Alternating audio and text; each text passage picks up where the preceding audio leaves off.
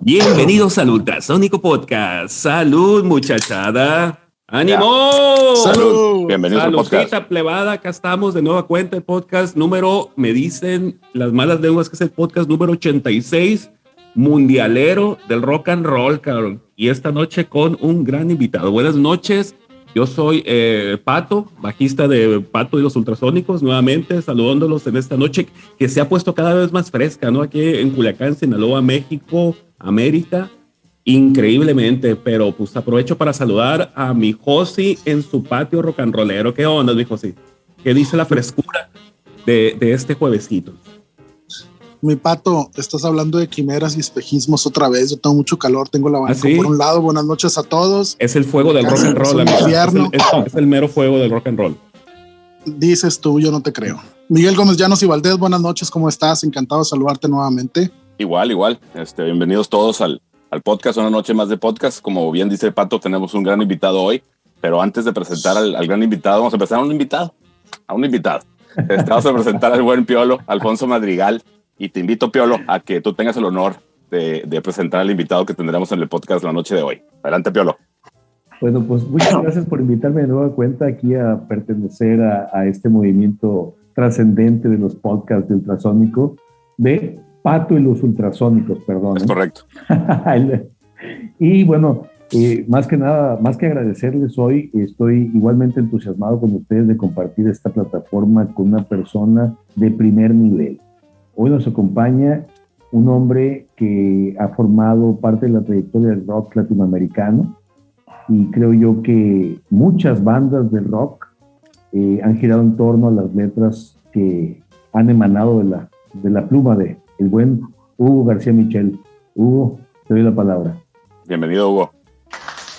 Gracias, muy amables.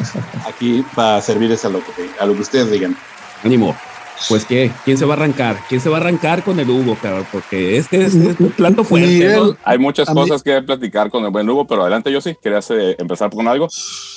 Claro que sí, pues por el principio. Hugo, bienvenido, buenas noches, un placer tenerte. Buenas noches. Okay. Sí, quería preguntarte, Hugo, conociendo tu trayectoria, que es más que notoria en el ámbito de la música, del rock sobre todo, los inicios de Hugo García Michel en la pluma, escribiendo acerca del rock, donde cuentas no nada más impresiones de las bandas, sino tus impresiones personales.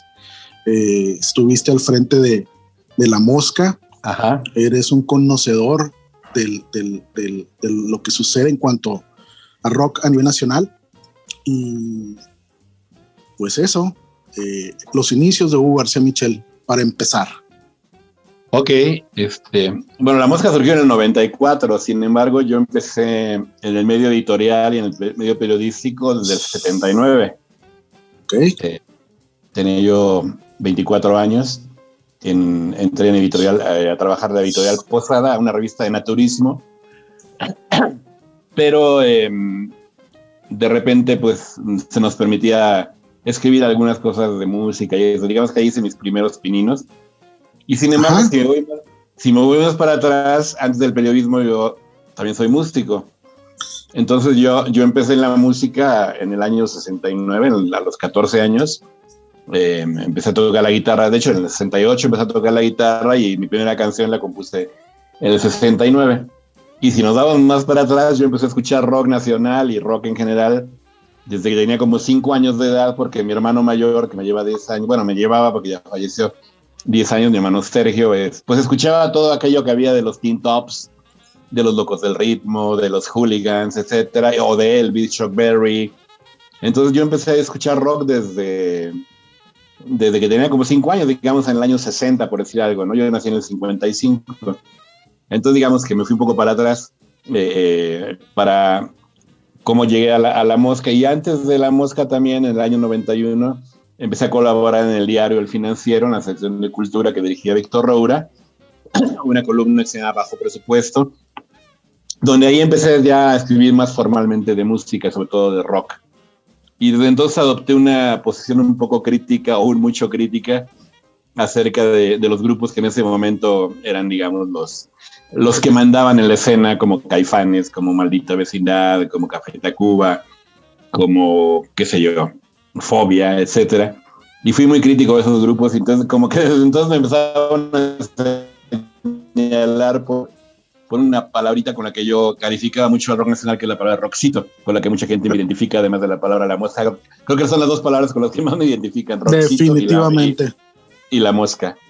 Entonces, digamos que eso fue con los antecedentes de cómo y me inicié en la música y después como músico y después ya más adelante como periodista y escritor.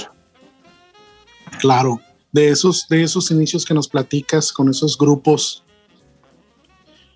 podemos decir primigenios del rock nacional aquí en México, que se dedicaban pues muy al principio sobre todo a ponerles letras en español a las canciones que estaban de moda en Estados Unidos, y reiterando un poquito el concepto tuyo de rockcito, pues, y por ahí en las lecturas que he tenido la oportunidad de hacer de tus textos, preguntarte, este rollo de que en México muchas bandas caigamos a veces, porque pues nadie está libre de pecado, pienso yo, sobre todo cuando se inicia en una temática de este tipo, a componer en inglés.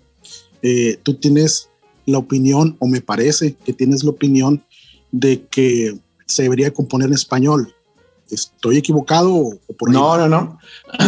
De hecho, siempre he abogado por eso. En la época de Avándaro, por ejemplo, pues casi todos los grupos cantaban en inglés. Así es. El Tri empezó como Three Souls in My Mind, ¿no? Así es. Yo tuve la oportunidad de estar en el Festival de Avándaro, tenía 16 años y pude asistir.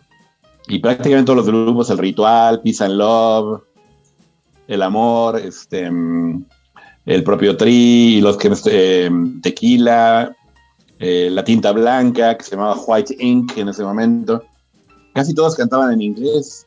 Entonces, durante mucho tiempo yo abogué por eso, de que tenían que comunicarse. Curiosamente o paradójicamente, mi grupo favorito de este momento mexicano canta en inglés. Creo que es el mejor grupo mexicano que ha surgido, a mi modo de ver, en toda la historia del rock, aunque dice que soy un exagerado. ¿Quién es? Un grupo femenino de Monterrey que se llama The Warning. Ah, okay. Uf, ¿cómo no? Uf. Yo no he escuchado. Miren, les cuento algo rápido. Cuando en el 69 escuché por primera vez a Led Zeppelin, en un videíto en el que pasaban en televisión con la canción Communication Breakdown, me estremeció. Dije, ¿qué es esto? ¿No? Yo era muy seguidor de los Beatles, lo sigo siendo, de los Stones, de todo lo que fue el rock de los 60, pero digamos que fue un shock para mí ver a Led Zeppelin. Esa sensación que tuve a los 14 años escuchando a Led Zeppelin, no la volví a tener en 40 y tantos años hasta que escuché The Warning por primera vez en YouTube con una canción que se llama Dust to Dust, y dije, ¿qué es esto? Desde entonces, hace 2 años y medio que las descubrí, las he estado siguiendo muy atentamente y he escrito sobre ellas en el sitio de música de Nexos, que es lo que coordino actualmente. Y bueno, y curioso, y paradójicamente cantan en inglés, salvo un par de canciones que tienen en español, y no se lo recrimino a ellas. Fíjate que es muy curioso, porque este rollo de cantar en inglés, sí hay una línea ahí divisoria, podemos decirle así, entre los grupos de distintos estados de la República, contra los grupos que colindan con Estados Unidos, ¿no? Donde puedes entender, por ejemplo, que desde gente como el Brujo Batis, que en un momento dado se traslada de Tijuana a la Ciudad de México a hacer vida, a trabajar, pues que cantaran en inglés, ¿no? Y este mismo patrón se repite, yo pienso que por la misma circunstancia geográfica de donde te toca nacer, y para este tipo de personas que nacen en estos lares, puede ser hasta un tanto más natural el rollo de componer o de cantar en inglés, ¿no? Porque la influencia es más fuerte, ¿no? Nosotros que estamos en Sinaloa, a pesar de que no somos un estado fronterizo, durante mucho tiempo aquí en Sinaloa, muchas de las bandas componían y tocaban cuando hacían covers de rolas en inglés, ¿no? En el caso de The Warning, creo que es una conjunción del hecho circunstancial de haber nacido en un estado que colinda con Estados Unidos, con el sur de Estados Unidos. Sí, muy cerca. Muy cerca. Y pienso yo que la educación que tienen estas 3 niñas, ¿no? Porque son muy jóvenes. Muy jóvenes, sí, la mayoría tiene 21. Sí, de hecho, los primeros videos con los que irrumpieron en la escena del rock and roll, digamos, pues son covers, ¿no? En los primeros videos de The Warning son un par de covers. Enter Sandman, porque se dieron a conocer. Sí. Así es. Y ahora acaban de estar en el disco de Metallica y justamente con una versión absolutamente distinta de Enter Sandman que hicieron, ¿no? Así es una recreación muy buena donde empiezan por el final de la canción original. Exacto. Y terminan con el riff. Y van barajeando la canción y le van poniendo partes y acomodan ahí a la chica esta que las acompaña, que es de Canadá, una cantante de R&B que se llama Alicia Cara. Uh-huh. Y es un Alicia Cara, y es un muy, muy buen ejercicio que hacen ellas, donde pues hacen maña de mucha producción y mucho ingenio, ¿no? Porque creo que lo hicieron en muy poco tiempo también. En una semana, les dieron una semana para hacerlo. Así es. Entonces, si no han visto el video, corran a YouTube, busquen a The Warning, Enter Sandman con Alicia Cara y se van a dar cuenta de lo que estamos platicando. Miguel, adelante. Sí, nada más platicar, pues yo creo que el tema de que desde los 60, 70 se cantaba en inglés, pues como la influencia era tan directa del rock de Estados Unidos y el rock de Inglaterra, pues como que no tardamos en darnos cuenta que se podía hacer también en español, ¿no? Entonces yo creo que por ahí venía junto con Pegado, y las nuevas generaciones igual, ¿no? Yo creo que salvo contados casos de grupos que tengan cierta exposición, pues todos empezamos escuchando grupos extranjeros, ¿no? Entonces por ahí a lo mejor uno piensa que ese es el camino a seguir, pero bueno, también pues también soy del lado de que se cante en español, Hugo, también soy partidario de eso, sin negar que se vale aprovechar el inglés de vez en cuando para presentar una canción, ¿no? Y ¿sabes qué se decía mucho cuando entrevistaban a los grupos en aquella época de por qué cantaban en inglés? Todos decían lo mismo, es que buscamos la internacionalización. Ah, mira, es cierto. Esa era la palabra. Y nadie encontró la internacionalización, porque además muchos de ellos ni siquiera hablaban en inglés, ¿no? O sea, realmente, entonces la pronunciación era muy mala en muchos casos. Se me ocurre, si acaso, Real de 14, que sí tuvieron por ahí un poquito más de... ¿Pero Real de 14 tuvo en inglés canciones? Creo que sí. Bueno, yo jamás... Ahí sí no sé, no conozco el dato de que José Cruz haya escrito en inglés, pero igual y sí voy a buscar. Sí, bueno, es interesante. Quizá me traicionan los recuerdos, pero creo que sí hubo algo por ahí. Y hablando de este rollo del cantar en inglés, yo me acuerdo que cuando era más joven, cuando empecé con este asunto de tocar la guitarra y querer estar en bandas de rock y ser la gran estrella de rock, sueño que confieso pasó hace muchísimo tiempo. Que tuvimos todos. Así es, que todo el mundo tiene. Así es. Yo lo veía desde otra perspectiva. Yo la veía desde la perspectiva de que componer en inglés era gramaticalmente y fonéticamente más fácil que hacer, porque en español tenías que pensarle mucho más. Sí. En español, para escribir canciones en español tienes que hacer un ejercicio más... Estás diciendo un poquito, mi José. Entiendo letra y la melodía que... Otra vez, bueno. Súbele el volumen. Perdón. No, te atoró un poquito. Tecnología. Bien, entonces decía que este rollo de trabajar rolas en inglés, pues es más fácil, ¿no? Que hacerlo en español, al menos en mi impresión, no sé cómo la veas tú. Pues mira, yo tengo muchas canciones compuestas desde que tenía 14 años, o sea, cumplí 50 años de compositor hace 2 años. Ajá. Tengo cerca de 700 canciones y el 99.99 de ellas son en español. Mi primera canción fue en inglés, pero un inglés absolutamente elemental y tenía 14 años, ¿no?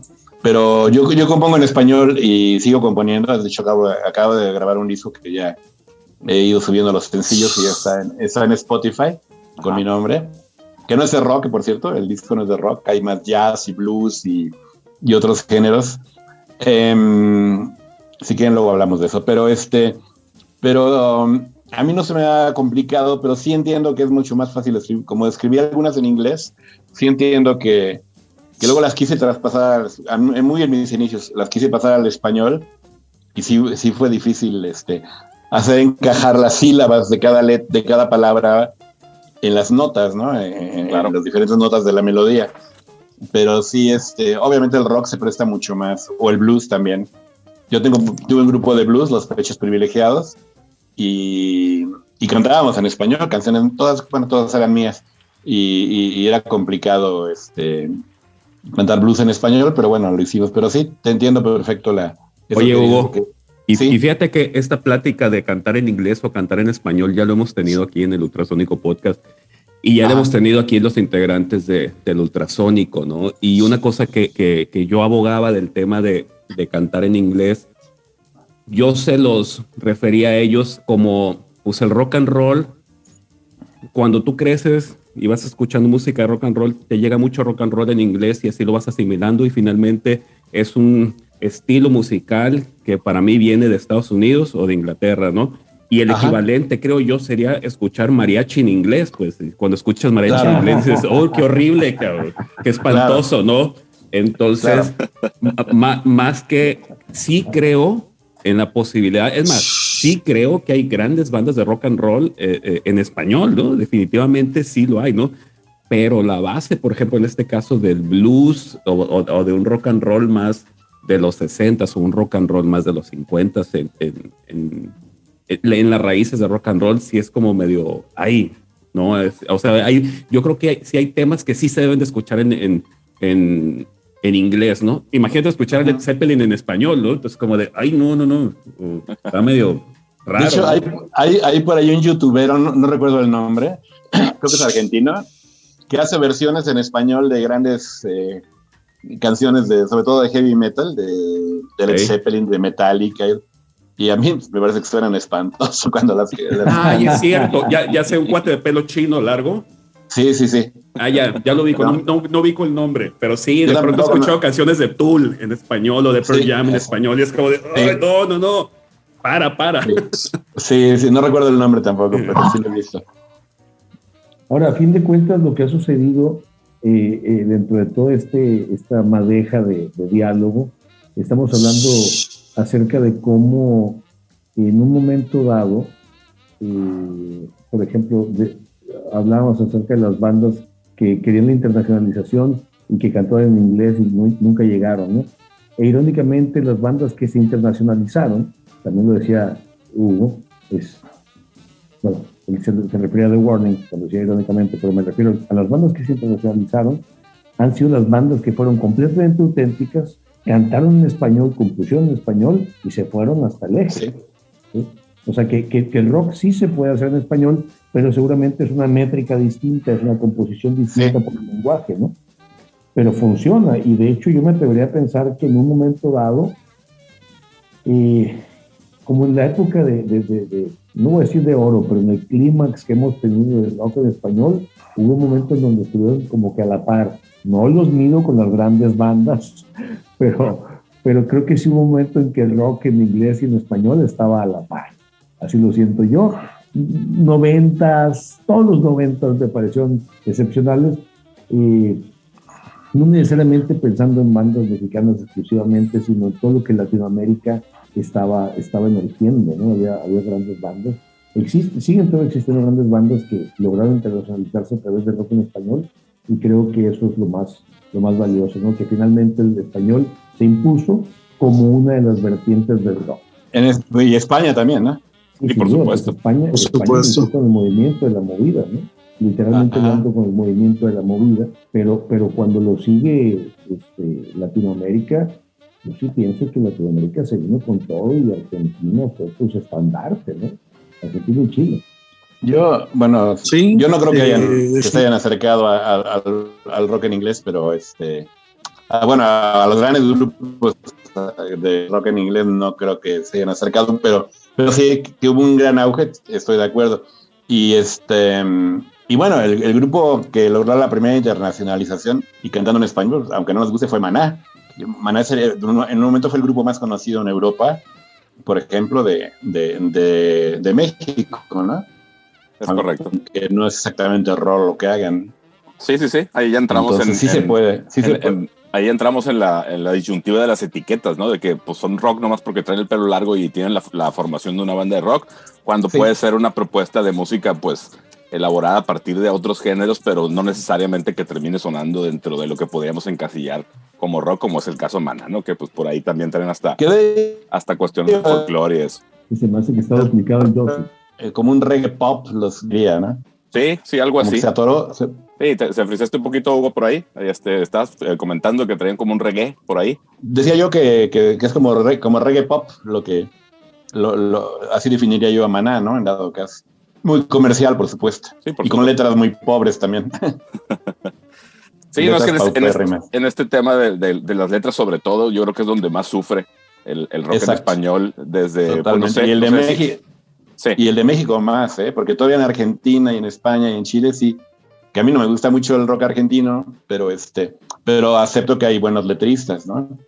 Lo que es Fito Páez, Charly García, etcétera, creo que son buenos letristas. Y en México sí, la mayoría hacen muy malas letras. Podemos contar más bien, no sé, a La Barranca, o a Jaime López, o a lo que hacía Rodrigo, que hacían muy buenas letras ellos, pero... Santa Sabina tenía buenas letras, pero sobre todo los grupos más recientes veo que no es su fuerte hacer buenas letras. Sí, claro, fíjate que es una de los detalles donde cogíamos muchas bandas que a veces la letra nomás es un requisito para que la canción sea cantada, ¿no? Que no se quede en instrumental. Y siempre, por ejemplo, en rolas potentes, que es donde yo noto más que a veces se complica cantar en español, pues por la misma métrica, ¿no? Está el ritmo un poquito rápido y es bien difícil acomodar una frase completa o cuando menos alcanzar a decir algo en español, ¿no? Es verdad. Ahora, y curiosamente... Sí, perdón. Sí, adelante. No, iba a decir que curiosamente las letras de The Warning, aunque son en inglés, son muy buenas. O sea, aparte de todo lo buenas que son musicalmente, todas sus letras dicen algo. Sí. Hay de crítica social hasta cuestiones de rompimientos amorosos, lo que quieras, pero tienen frases muy bien logradas. Entonces, en este nuevo EP que acaban de sacar, el Mayday, hay letras estupendas. Y también tienen esa ventaja estas niñas. Sí, así es. Perdón. Yo tengo una idea, bueno, siempre ha sido en mi forma de ver el rock, así lo conocí yo. Obviamente yo soy más joven que todos los de aquí del podcast. Ajá, seguramente. Igual me pasó a mí que cuando yo nací, bueno, pues en mi casa, como las de ustedes, había rock, o sea, escuchábamos rock, pero yo sigo siendo de la idea que el rock es música de protesta, ¿me explico? Y entonces eso es lo que yo siento que de alguna manera se ha venido diluyendo y solamente algunas bandas que comienzan otra vez a levantar la bandera de protesta son las que me enganchan más, ¿sí? Entonces yo siento que de alguna manera cuando dicen aquella frase que ya es un cliché de rock and roll is dead, creo que se refiere a eso, pues, o sea, ya es esta cosa de querer ser rockstars o sea, en ese sentido encuentro muy pocas bandas de protesta. ¿Quién de ustedes me puede decir lo contrario? No, y curiosamente la protesta se movió hacia otros géneros, ¿no? Sí, bueno, yo creo que también son otros tiempos, ¿no? El rock, bueno, la época como jóvenes o adolescentes que vivimos, en mi caso, en los 80s y los 90s, la escena social es muy diferente a la que se vive actualmente, ¿no? Y el caso está en que cuando nosotros éramos adolescentes, y seguramente pues en los 60s, en los 70s, en los 80s, había movimientos sociales muy importantes que ya no existen actualmente, ¿no? Y se puede ver, por ejemplo, en los adolescentes y en los jóvenes ahora, donde pues todo es más relajado, todo es más fiesta, todo es más diversión, y yo creo que de ahí es el surgimiento del reggaetón, ¿no? Que a final de cuentas todos estos ritmos es, fiesta, ¿no? Entonces ya no hay banderas de cosas que se defiendan tanto como se defendían en su momento o como lo defendían las bandas de rock antes. Yo difiero. No, yo creo que sí hay. Fíjate que yo difiero. Yo pienso que sí hay. Lo que sucede con lo que comentas, Pato, pienso yo que una cosa es la creación de bandas que no conoces o de las cuales no se está tan al tanto porque no tienen la proyección que tiene el reggaetón para hablar del género predominante en estas épocas. Y otra cosa es todo el empuje de la industria musical que recibe un género, ¿no? Para exprimirlo y sacar todo el dinero posible. Pienso que la sensación de rebeldía siempre va a existir mientras la humanidad exista. Siempre va a haber gente que tenga algo que transmitir o querer transmitir, o algo de lo cual o de expresarse o de qué quejarse, si lo quieres ver desde esa perspectiva. Pero creo que el rock como género no va a acabar, como no acabó el blues, como no acabó el jazz, como no acabó la música clásica, que se siguen generando grandes obras. Más bien creo que es un rollo donde la parte del negocio es la parte que muchas veces define o que define en cuanto al esparcimiento del contenido, y en donde muchas de las veces es la parte primordial de donde quienes hacen un género, como en el caso de nosotros que hacemos rock, podemos estar más propensos a quejarnos de que no tiene la proyección que nuestra percepción debería de tener. Claro. Y habiendo dicho esto, quería preguntarle a Hugo, la parte de la crítica de rock, de la crítica especializada, ¿qué es lo que conlleva para ti como escritor, como pluma fuerte en este país respecto a este tema del rock, el realizar una crítica de lo que sucede a nivel nacional, sobre todo pues en ciudades fuertes como México, Guadalajara, Monterrey, donde hay más proyección que en lugares como Culiacán o cualquier otro estado que está lejos del centro del país? ¿Sí me escuchan? Ya volviste, Hugo. Yo no me doy cuenta cuando me congelo.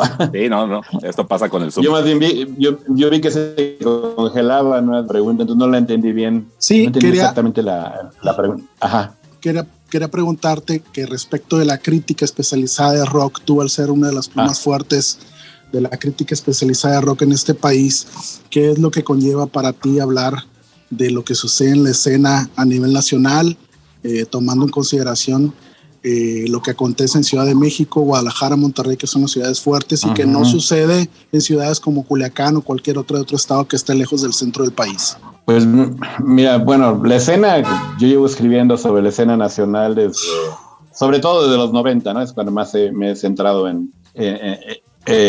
cuando surgió todo este movimiento de rock en tu idioma y todo. A partir de ahí me volví muy crítico del rock nacional, porque sentí que se dejó influir demasiado por el rock español, por el rock argentino, por el rock de otros lares latinoamericanos o hispanoamericanos, y se perdió la raíz primigenia del rock, que es el blues, que es la música negra, ¿no? No quiero decir que todos los grupos de cantar con alma, ¿no? El soul, no quiero decir que canten canciones del sonido Motown o de Stax Records, sino que se perdió el espíritu de un poco lo que decía el Pío Loita de la rebeldía, que también se perdió. Yo no creo que todo el rock tenga que ser rebelde o de protesta, ¿no? No necesariamente, no sé. Yo escucho Close to the Edge de Yes, que me parece un super disco y no es un disco de protesta, y es una obra de arte, por decir algo, o algo de Emerson Lake and Palmer si hablamos de rock progresivo, etcétera. No necesariamente tiene que ser así, no todo tiene que ser Rage Against the Machine, ¿no? Pero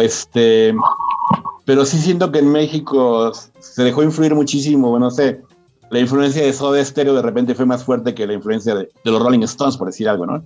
O del rock que venía de los años 60, o del blues, etcétera. Entonces yo siempre apunté la crítica hacia allá, porque sí siento que se volvió un rock muy complaciente, mucho más rock pop que rock en esencia, y a partir de ahí en eso he basado mucho mi crítica, y por eso casi todos los músicos mexicanos, sobre todo los de las grandes ciudades, sobre todo de Monterrey, Guadalajara y la Ciudad de México, me aborrecen, ¿no? No me quieren porque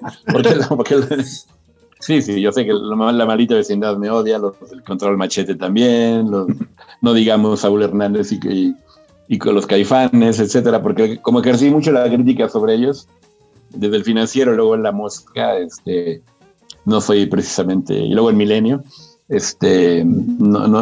soy precisamente.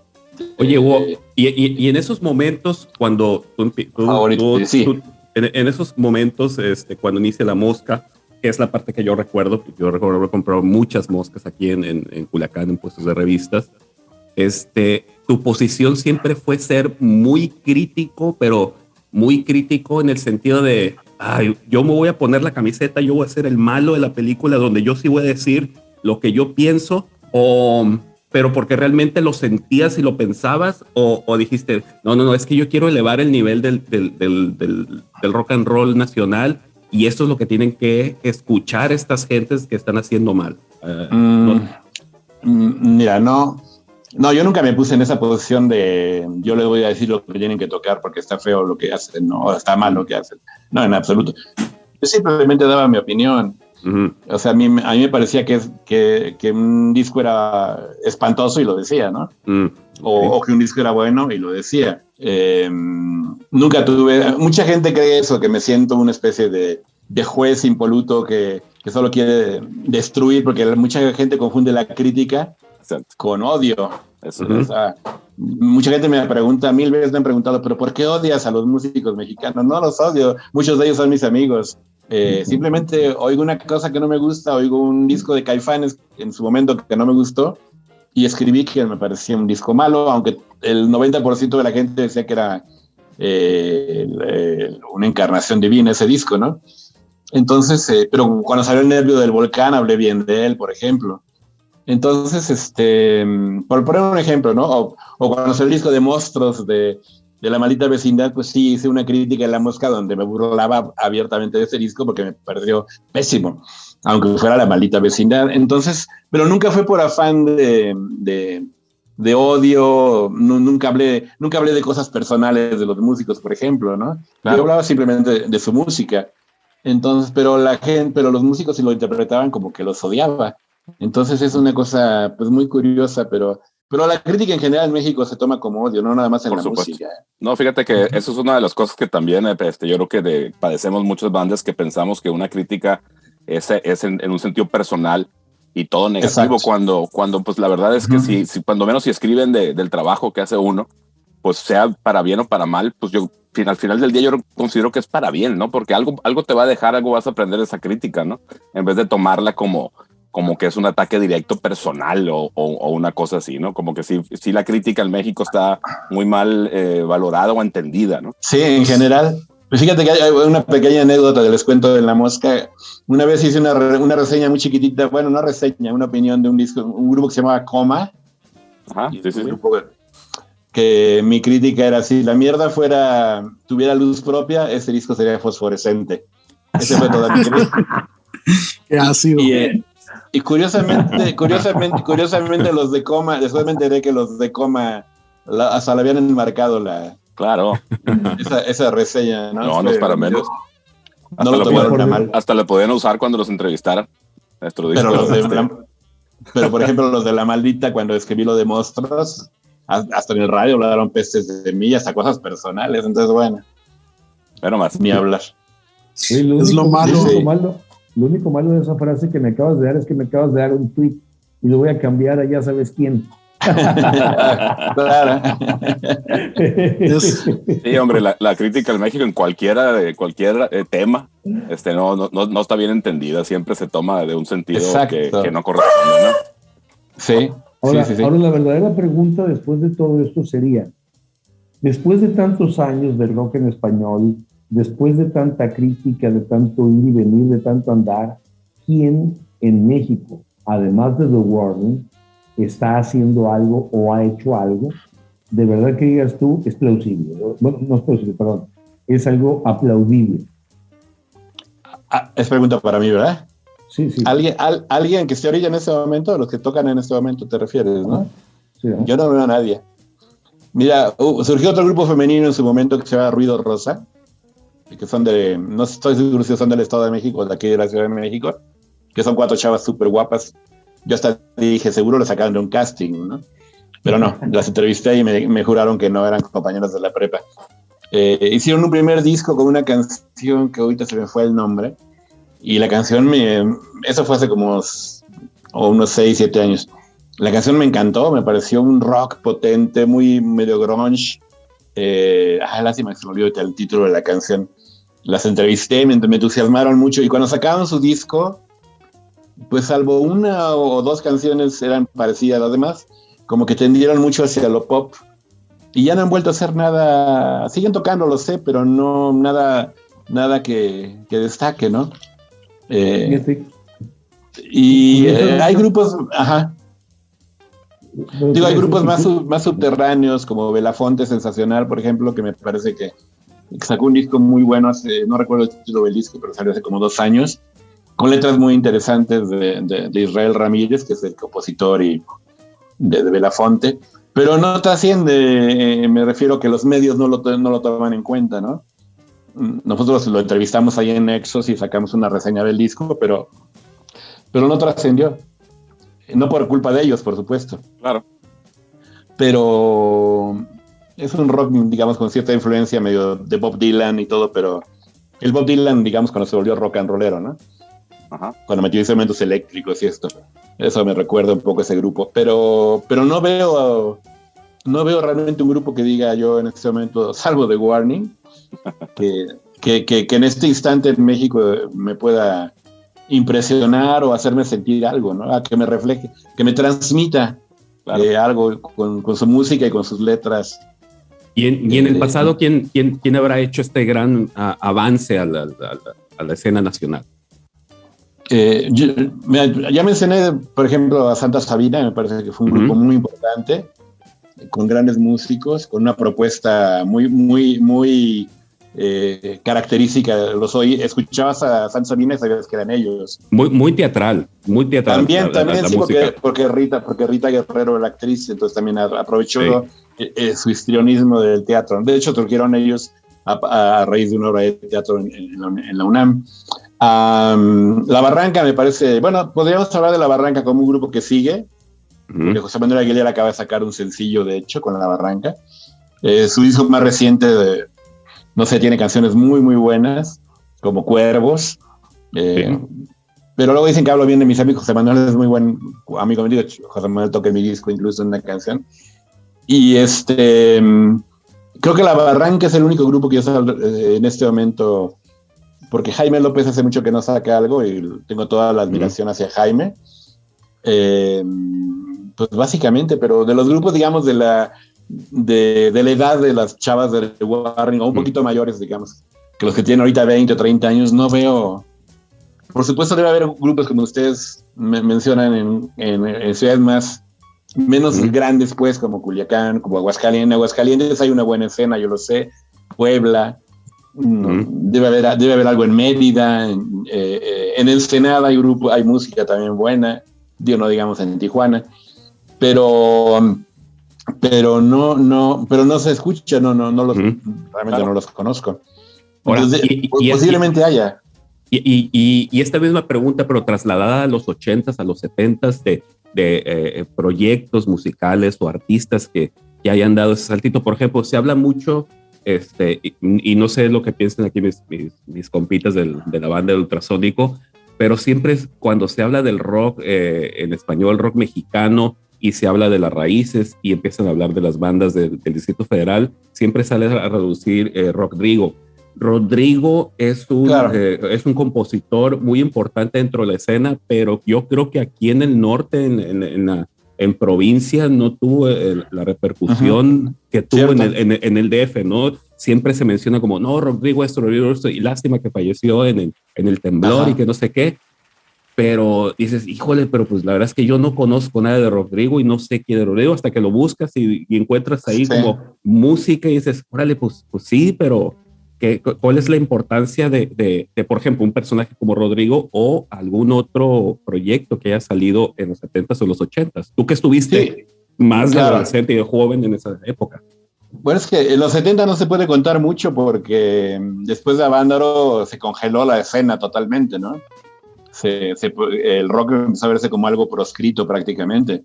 Ya en los 80 y en los 80, pues, no sé, por ejemplo, Ritmo Peligroso me parece que tenía una propuesta muy buena. Y tiene, sobre todo Piron, ¿no? Su cantante y compositor sobre todo. Y tenía músicos de primer nivel, por supuesto. El grupo, bueno, lo sigue teniendo porque de repente siguen presentándose, cantando las canciones de antes, sobre todo Marielito y todo esto. Sí hubo una escena antes del rock en tu idioma, una escena que se llamó Com Rock, porque la compañía disquera que lo sacó, no recuerdo cuál era, no sé si era BMG o cuál, sacó esa colección de Com Rock y estaba ¿cómo se llama? Los eléctricos, se me fue Kenny, los eléctricos, que empezaron cantando en inglés, por ejemplo. Pero no siento que fueran, aunque eran buenos músicos, no pongo en duda su música. No era suficiente, creo, para mí. Para mi gusto no era como para, no digamos competir, porque yo no creo en la competencia en el arte. Simplemente, pero sí para lograr un nivel artístico y rock and rollero o musical de lo que se estaba haciendo en otros países, ¿no? Sobre todo en Estados Unidos e Inglaterra. Entonces, ahora, en Guadalajara, pues después surgió, por ejemplo, La Cuca o La Dosis. Yo creo que La Dosis era un grupo muy bueno, que tenía, sobre todo su primer disco, que tenían metales, por ejemplo, y ya después cuando se volvieron electrónicos ya no me gustaron tanto. Sara Valenzuela es muy talentosa. En Monterrey también, pues estaba, hay un disco de Zurdo que no es el primero, el hombre sintetizador, me parece. Es el segundo. Creo que es un buen disco. Se me fue el nombre del otro grupo, ¿cómo se llama? Los que cantaban el disco de Restaurante. Jumbo, creo que también tienen buena calidad en su propuesta. Tenían o no tienen. O sea, había cosas interesantes. Incluso el Gran Silencio, creo que en lo suyo, que era como un rock más tropicalizado, más tienen cosas buenas, más cercano a la cumbia, ¿no? Que la cumbia tiene mucha importancia en Monterrey. Entonces, o sea, cosas interesantes, pero yo lo siento todo como muy a nivel México, ¿no? No como para... Y la prueba es que no... Pues nadie los conoce fuera de México, ¿no? Bueno, quizás en Sudamérica algunos grupos, pero pregúntale por el Gran Silencio a alguien en Nueva York y pues no van a saber quién era, ¿no? Y muchos veían ese tipo de grupos como ay, qué simpáticos tocando música como objetos de folclore, ¿no? Claro. O como artesanías, como el extranjero que viene y compra unas artesanías, una alebrije o una catrina. Entonces un poco eso, ¿no? Pues con algunos grupos simplemente. Sí, fíjate, muchas de las bandas que mencionas como que tuvieron, digo, salvo algunas que sobreviven, pero pues con un nivel underground, digamos, fueron muy efímeras, cuando menos en la escena o en su existencia, ¿no? Y pues hicieron un par de buenos discos, pero pues luego se acaban las bandas y pues se queda en el what if que hubiera pasado acá si hubieran continuado, ¿no? Bueno, un grupo que me faltó mencionar y que me parece, aunque no hicieron un solo disco con la formación original, fue El Personal de Guadalajara, con Julio Aro. Que Julio Aro era un talentazo, pero pues se murió, ¿no? Le dio SIDA y se murió, pero su disco es buenísimo. Y aparte manejaban el humor, como lo manejó Botellita de Jerez también en su momento. Creo que sus dos primeros discos eran buenos. Después ya como que se volvieron más solemnes, se entregaron un poco a las causas políticas, entonces ya eso como que siento que contaminó un poco, aunque ellos pensaban que no, que la causa política era lo importante más que la cuestión de calidad musical. Terminaron tocando cumbias también los de La Botellita, ¿no? Hasta tuvieron una telenovela de Televisa. Sí, también tuvieron esa etapa también. Es correcto. Los conozco, fui muy amigo de Armando Vega Gil, colaboró en La Mosca muchos años. Conozco a Paco Barrios, soy muy amigo del señor González. Entonces, pero bueno, a Sergio Au también lo conocí, aunque no puedo decir que somos amigos porque nos hemos visto un par de veces. Pero cuando salió su primer disco, pues sí fue algo muy novedoso. Así es. Pero si lo comparabas musicalmente con lo que hacía en ese momento en Inglaterra, en Europa, en Estados Unidos, pues nada que ver, ¿no? En pañal. Eran simpáticos, era chistoso, pero pues el rock no está chistoso. Hay que tener calidad musical también, creo yo. Hay una banda definitivamente. Hay una banda que para mi gusto hizo un disco sublime, que la banda se llama Azul Violeta, el disco se llama América. Ese disco en particular me pareció sublime. Muy bien logrado. Sí, mucho retro, mucho soul. No sé qué pasó con Azul Violeta. Creo que fueron de Guadalajara también. De Guadalajara. Hicieron otro disco, si mal no recuerdo, y nada más. Y ellos precisamente eran la protesta de que iban en contra de lo que era, porque venían de Maná, pues. O sea, al menos uno de los integrantes, ¿no? Sí. Entonces era como, yo me rebelo, ¿no? Y quemé mis naves y fui a grabar en Abbey Road, etcétera, ¿no? Un disco maravilloso. No lo grabaron en Abbey Road, lo grabaron en el estudio de Peter Gabriel. En el de Peter Gabriel. Oye, Hugo, ¿sí? hace poco estaba viendo en YouTube un documental sobre las bandas, sobre el movimiento de las bandas de la periferia de la Ciudad de México, bandas como Tex-Tex, El Aragán y estas bandas que siguen tocando actualmente, que los acabo de ver en el documental y dices, compa, tienen como 50 años, pero ahí siguen en sus toquines, en sus tejabanes, en barrios de la periferia.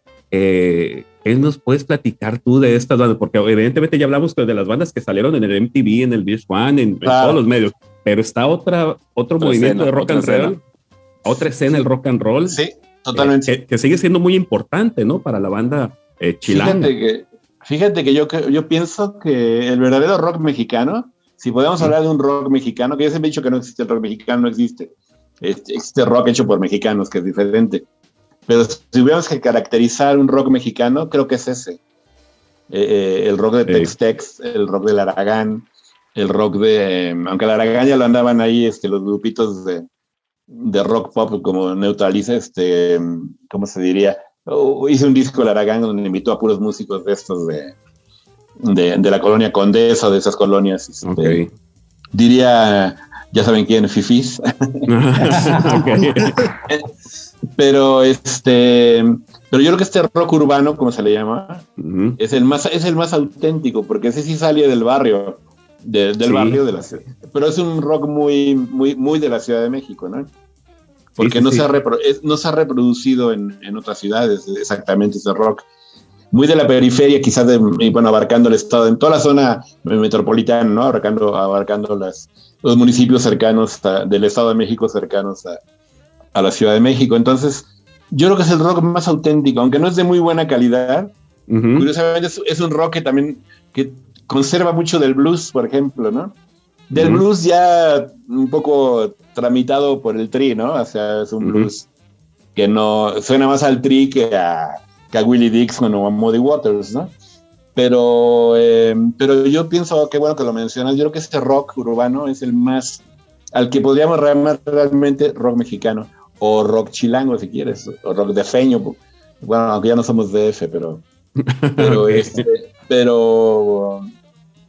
yo creo que ese rock que mencionas, qué bueno que lo mencionas, porque sí, es un documental corto, creo que dura como unos 50 minutos, muy interesante, de tocadas de estas personas hace 2 años, ¿no? O sea, realmente hace poco relativamente, y cómo organizan estas tocadas, cómo ensayan, cómo se siguen juntando en sus cuartitos de ensayo, cómo hablan, por ejemplo, y también me gustaría que me contaras de esto, cómo influye el tema de la piratería como medio de comunicación para estas bandas, cómo estas mismas bandas les fueron entregando a los piratas de tianguis sus discos para que tuvieran difusión dentro del círculo de gente que escuchaba música, ¿no? Entonces la gente compraba discos piratas de rock and roll, rock en tu idioma, y por ahí venía el Aragán y por ahí venía Tex-Tex, y era como no tenían acceso a MTV, a cadenas de televisión, o a la payola de la radio, ellos decían, oye, voy a meter aquí mi disco, por favor,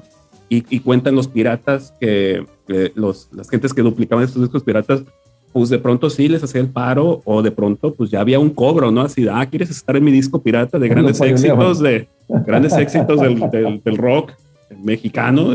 Órale, pues te va a costar tanto, ¿no? Entonces es otro mundo completamente distinto, ¿no? Es que la piratería tiene es como un arma de 2 filos, ¿no? Por un lado perjudicó mucho a la industria disquera, aunque no tanto como el internet. Yo creo que y los streamings, yo creo que eso le ha dado más en la torre a la industria disquera o a la industria discográfica que la piratería, pero la piratería se afectó.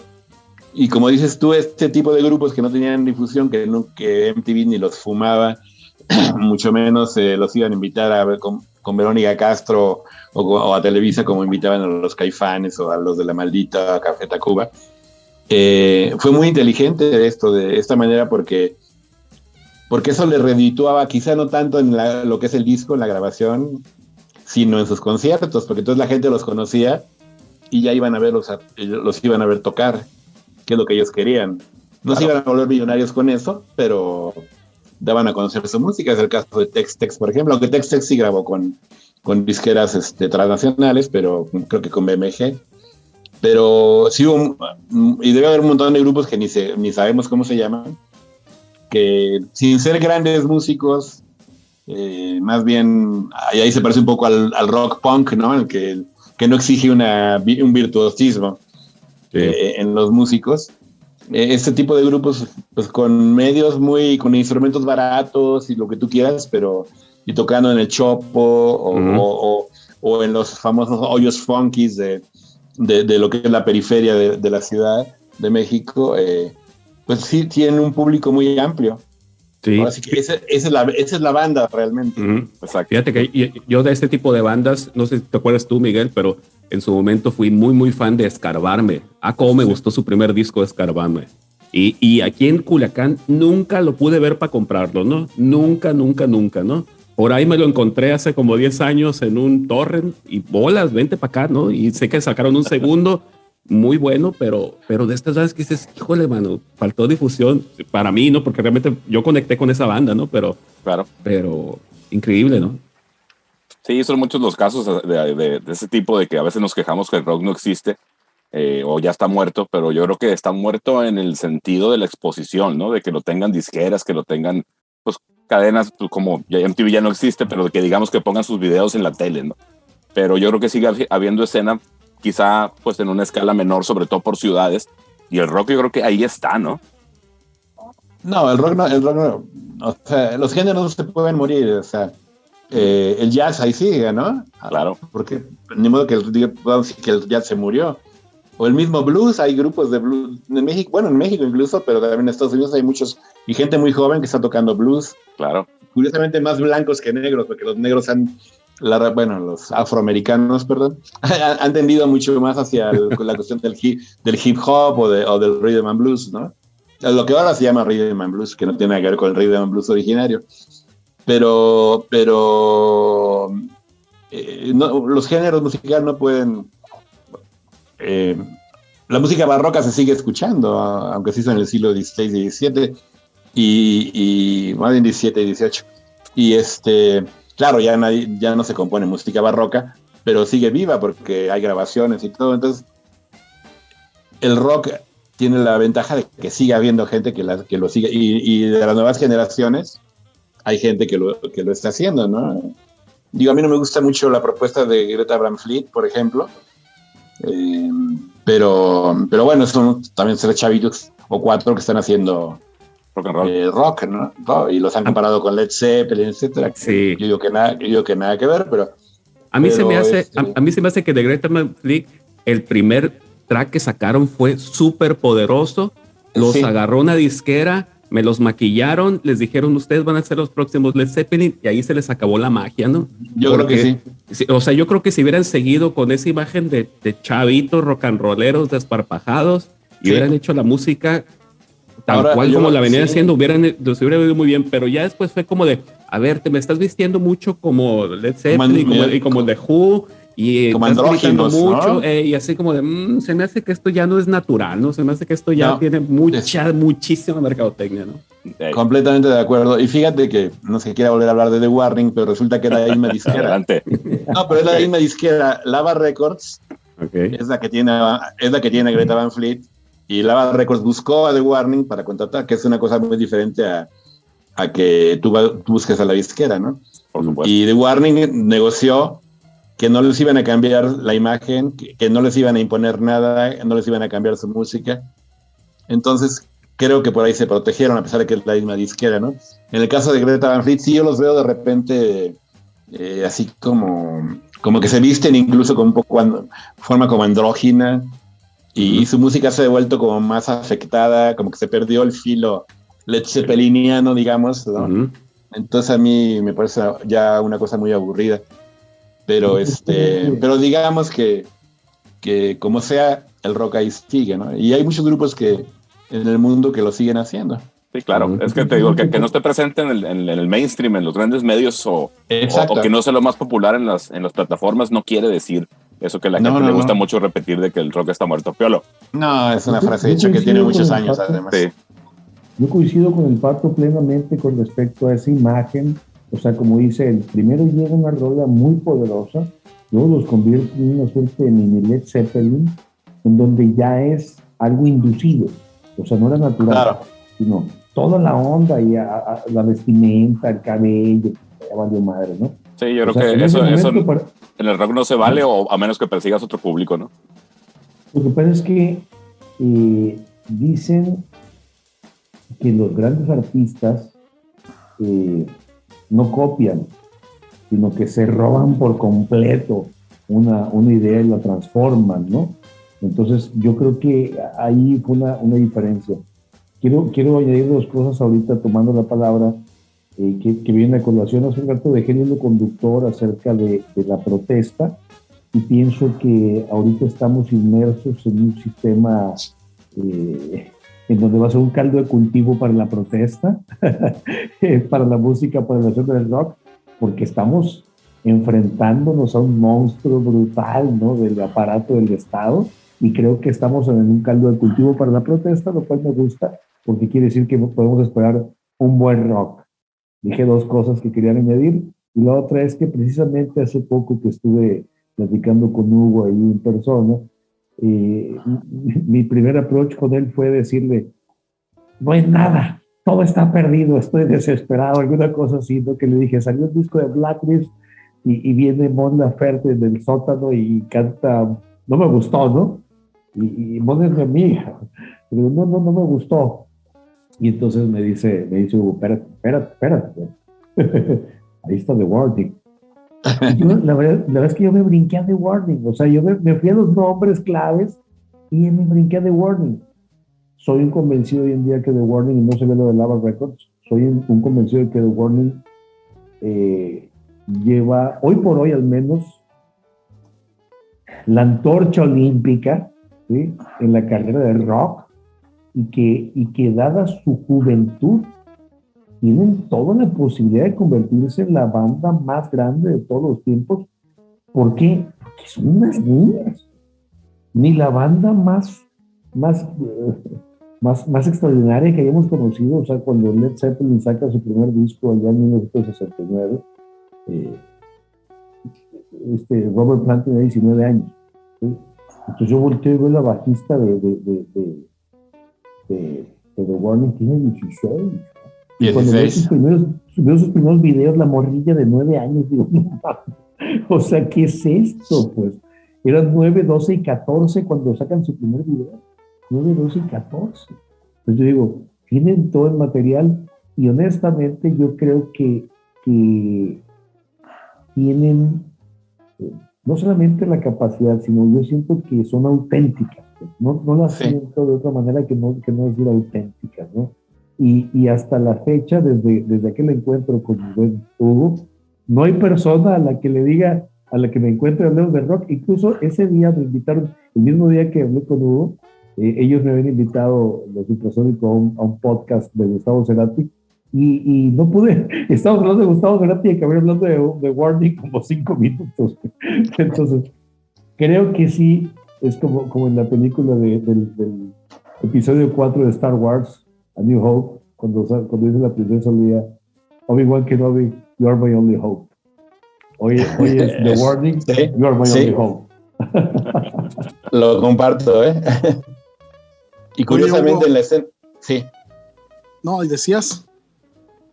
No, iba a decir que nada más rápido, que los músicos mexicanos, sobre todo los de cierto nombre, desprecian abiertamente. Acabo de tener una muestra por parte de Alejandro Markovich diciendo, ya escuché 2 canciones y no aportan nada, nada nuevo. Eso dijo Alejandro Markovich. Odioso, para que lo sigan queriendo. Entonces me fui a escuchar el disco Alebrije de Alejandro, ahí en Spotify y dije, ¿en serio dices eso? Es pésimo, dije. Bueno, son y le mandaste opiniones un tweet, personales. y le mandaste un tweet diciéndole, tú no aportas nada. Argentino, mugroso. Pues si no lo hace él, lo voy a hacer yo, cabrón. Andy puto, para que se le quite, hijo de la chingada. Es lo malo. Bueno, oiga, jóvenes, ya estamos en la recta final del podcast, ya estamos cerca de la hora. Comentarios finales, preguntas finales para Hugo. Adelante. Híjole. Bueno, yo me quedé con varios temas en el tintero, que nos platicara brevemente. A ver si nos puedes platicar brevemente, ¿qué tan difícil fue el arranque de una revista como La Mosca en los 90s? ¿Fue complicado o ya había? Porque recuerdo que había otras revistas, creo que anteriores, Conecte o... Sí, Conecte. Yo recuerdo esas dos revistas mexicanas de rock, Conecte, y ya después se vino de Televisa con la Switch y ya se vinieron, pues, y ya estaba la Eres y todo eso. Claro. Pero en tu caso particular, ¿fue complicado arrancar un proyecto editorial de música, de rock and roll, en su momento?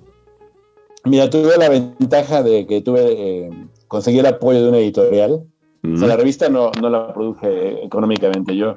Okay. Yo se la propuse en una editorial, que era editorial Tucán, y Jaime Flores, que era el dueño de la editorial, uno de los dueños, le gustó la idea y me apoyó. Entonces, eso fue... Y entonces él puso el equipo de diseño, le compraba el papel, claro, a la larga le revitó. Al principio no se vendía mucho, pero después ya se convirtió en una revista realmente con muchos anunciantes y todo. Entonces hubo una época muy buena de la revista. Entonces en ese sentido no fue tan difícil como podría pensarse, ¿no? Porque tuve ese apoyo. Si tú quieres sacar una revista, o querías sacar una revista en aquella época sin el apoyo de una editorial, era pues muy difícil, ¿no? Okay. Porque además está la mafia de los vendedores de revistas, o de los Sanborns, etcétera, que no te aceptaban fácilmente que exhibieras, en fin. Entonces tú, gracias a eso, al apoyo de Jaime Flores, que pudo salir la revista, ¿no? ¿Y tenías algún tipo de restricciones? ¿O eran libres de decir lo que ustedes quisieran?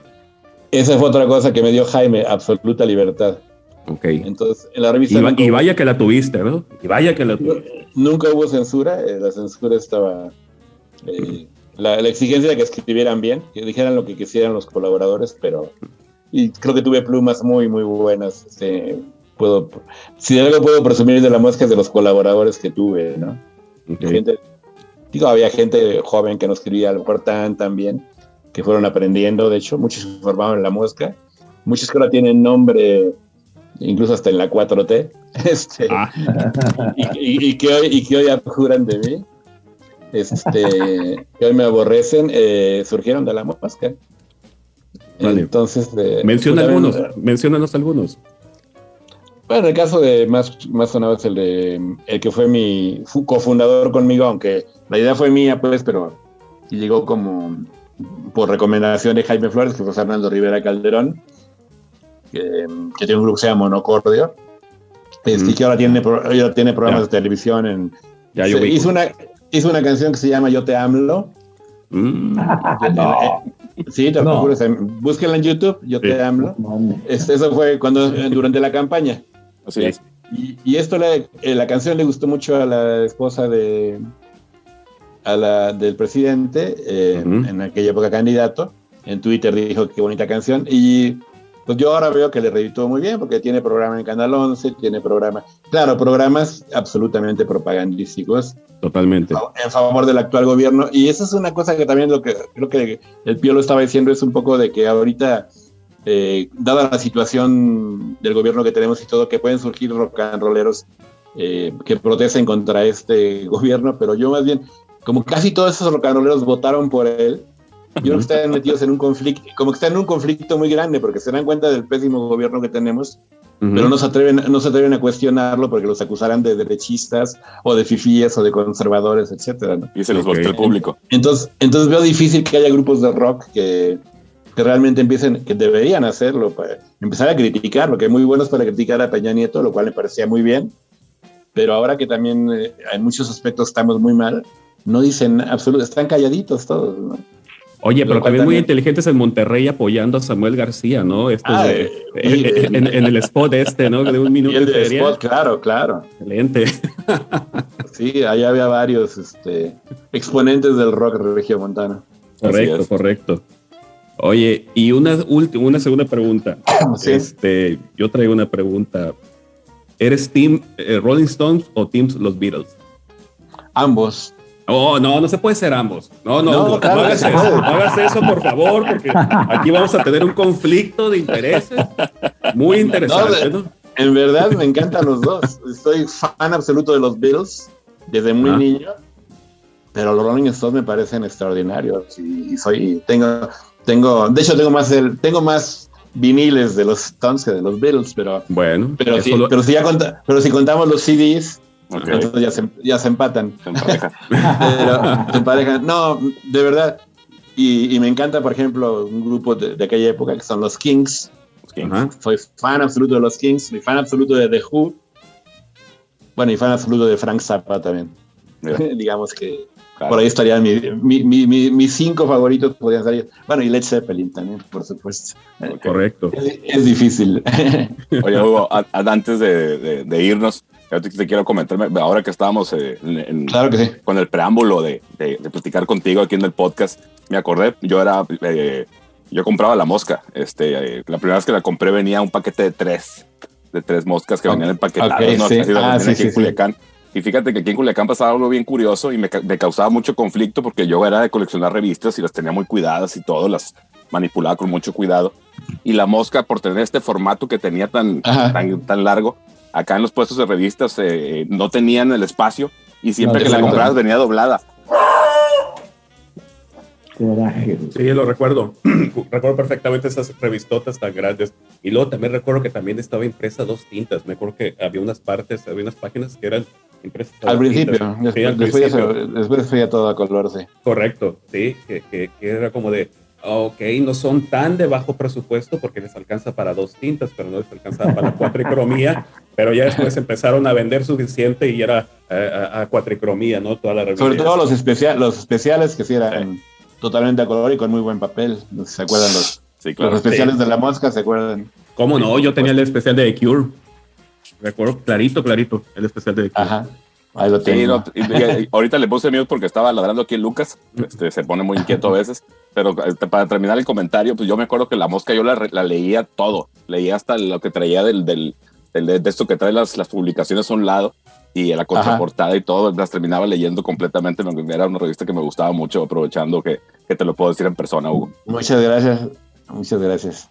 Yo quería preguntarle, adelante, Piolo. Yo tengo un set de 3 preguntas. Una ya más o menos la contestaste y son casi que de revista eres.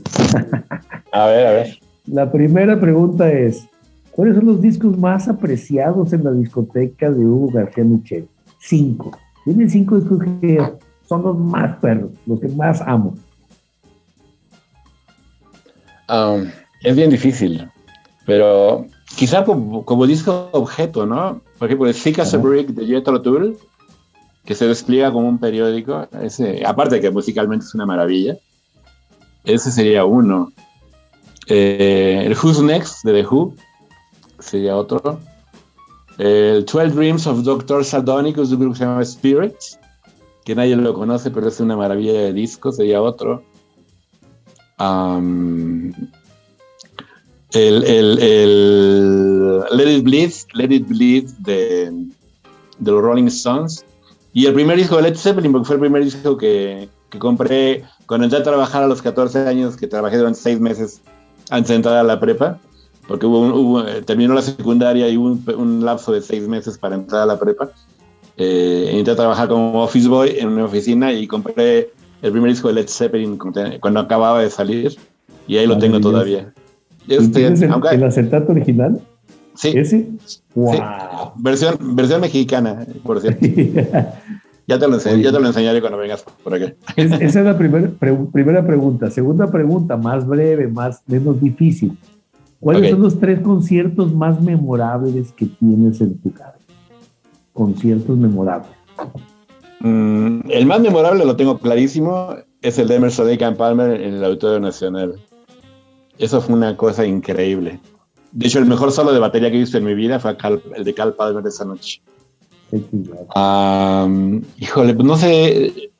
Recuerdo mucho el primero de cuando vino YouTube al Palacio de los Deportes. Ajá. Que esa vez el Palacio de los Deportes sonó muy bien. Difícilmente. Ese fue un gran concierto, que había un Volkswagen colgado tiene un coche colgado. Y posiblemente cuando vinieron un grupo, es que yo esperé durante muchos años verlos en vivo, a The Who. Uh-huh. A pesar de que no fue un gran concierto, porque fue el Palacio de los Deportes, el sonido no estaba tan bien, me gustó mucho ver a The Who en vivo. Quizás esos tres serían, debe haber otros, pero esos tres se me ocurren ahorita. Ok, mi última pregunta es, esta es la más revista eres de todas, ¿no? A ver. Te vas a quedar en una isla sola, abandonado para siempre. Sí. 5 bandas cuyas colecciones completas quisieras tengo una batería tengo una energía eterna para escuchar música. Uh-huh. ¿Qué 5 bandas decías estas? ¿Y de alguna manera lo dijiste ya? Sí, de los Kings. No, de los 5 que dije, los Kings, los Rolling Stones, los Who, los Beatles. Híjole, pero es que me quedo en un solo lugar. Sería Frank Zappa el otro. Ya sabía que ibas a decir Zappa, pero bueno. Frank Zappa, sí. Excelente. Dije fuera Led Zeppelin, pero bueno, pero sí Frank Zappa. Sí. Y yo sí. Excelente, yo sí. Ah, caray, se nos cayó yo sí. Se nos cayó yo sí. No se sintió porque... Se le acabó el volumen al módem. Oye, cuando... Ahí viene Yossi, ahí viene Yossi. Tratando de regreso. Uh-huh. Como ya habías mencionado eso, ya le habías dicho al Pato en una de tus respuestas tus bandas favoritas, dije, bueno, pues igual iba a estar de más, pero no quise omitir esa pregunta que tenía por ahí en el tintero. Claro. No, fíjate, Hugo, que platicarte, pues aquí es orgánico el podcast, no creas que nos ponemos de acuerdo en qué preguntamos cada quien, realmente todos tenemos nuestras inquietudes y ahí esperamos no incomodar repitiendo las mismas cosas, en absoluto. Excelente, por supuesto que no. A ver, ahí viene regresando Yossi. Pues esperemos que venga rápido, mijo. Sí. Fíjate, qué curioso, Hugo. Mi primer disco que yo tuve también fue el disco de Led Zeppelin blanco. Sin embargo, yo lo tuve ya en CD. En compacto. Sí, o sea, yo ya tenía, no sé, como 14 años, una cosa. ¿Y ese fue tu primer disco a los 14 años? No fue mi primer disco de rock. Ok. De rock. Antes tenías puro Pedrito Fernández y La Mochila Azul. Ya sabes, todo eso. Thriller. O sea, yo bailaba breakdance. Tú bailabas breakdance, es correcto. Entonces tenía Michael Jackson, tenía Chaka Khan y cosas así, ¿no? Claro, mi hijo Allen, que el Pío lo conoce, también bailaba break. Se tiraba al piso y daba vueltas. Claro, maravilloso. Y José, ya está aquí. Ánimo.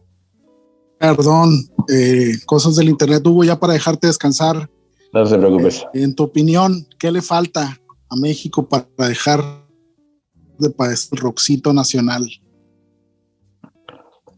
No lo sé, es que vean a The Warning y se den cuenta de que se puede hacer muy buen rock.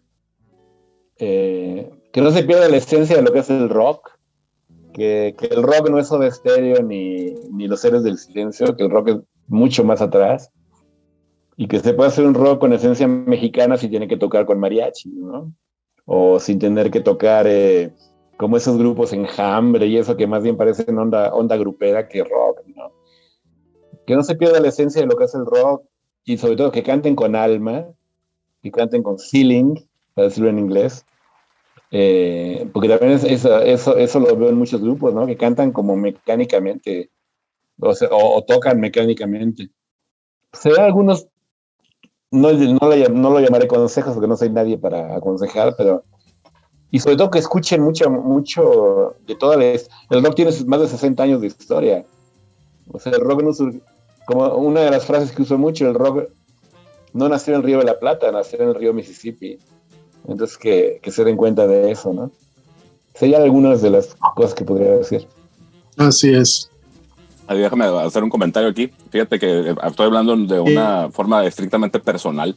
Yo empecé a tocar por allá de los 90s y fíjate que buena parte de esa década, quizás 6 años por ahí, ahora en retrospectiva no me arrepiento de nada de lo que hice, obviamente, pero yo creo que sí perdí mucho tiempo queriendo ser Caifanes, cuando yo creo que había una gran oportunidad de ver para mucho más allá y avanzar mucho más rápido que estar nada más enfocado en lo que estaba funcionando en México en esos años, ¿no? Entonces, el otro día lo estaba pensando y dije, caray, fíjate que ahora que estoy mucho más interesado en rock más viejo, digamos, pues este momento me hubiera gustado tener esa posibilidad de haber enfocado mi atención en bandas de más atrás que quizá me hubieran provocado cosas mucho más poderosas, quizá como las que estamos haciendo hoy en la banda de nosotros, que nos estamos yendo un poco más retro, digamos, pero en los 90 sí pasó eso, ¿no? Creo que perdimos, no nomás yo, bandas de mi generación, mucho tiempo queriendo ser Caifanes, ¿no? Yo creo que les pasó a muchos, ¿eh? Ajá. A muchos les pasó. Incluso querían cantar como Saúl. Hasta hacer la voz como Saúl. Por supuesto. Horrible. Pero bueno, jóvenes, ya usamos mucho de Hugo. José, es el momento de apreciar el episodio. ¿Estás un poquito? Estás ofreciendo un poquito. Y antes de que nos vayamos, Hugo, compártenos tus redes sociales, donde la gente te puede ver, escuchar, leer. Donde leer. Pues tengo, bueno, ahorita estoy coordinando el sitio de música de la revista Nexos. Ajá. Se llama Acordes y Desacordes. Entonces, si lo googlean, ahí lo pueden encontrar. Okay. Sí. O meterse en la página de Nexos y hasta abajo aparece donde dice música, le dan clic y ya tenemos ya desde el 2009, o sea, tenemos ya 12 años con ese sitio. Espero que siga muchos años más. Ojalá. Es lo más parecido a La Mosca que puede haber ahorita. Bueno, aunque no manejo todas las secciones de Neva, ¿no? Pero sacamos 3 artículos a la semana de diferentes colaboradores míos, algunos también. Pues tengo Facebook a mi nombre, Hugo García Michel. Mi Twitter es @ualgami, o sea, HUALGAMI, Ualgami. Son las 2 primeras letras de mis 2 nombres y mis apellidos, Hugo Alejandro García Michel. Casi nadie sabe que me llamo Alejandro también. En Instagram, pues también soy Hugo García Michel, creo, o Ualgami, no me acuerdo, pero me pueden encontrar ahí. Me metieron a TikTok, pero no sé ni para qué, porque no sé usarlo. Entonces, ese ni lo pelen.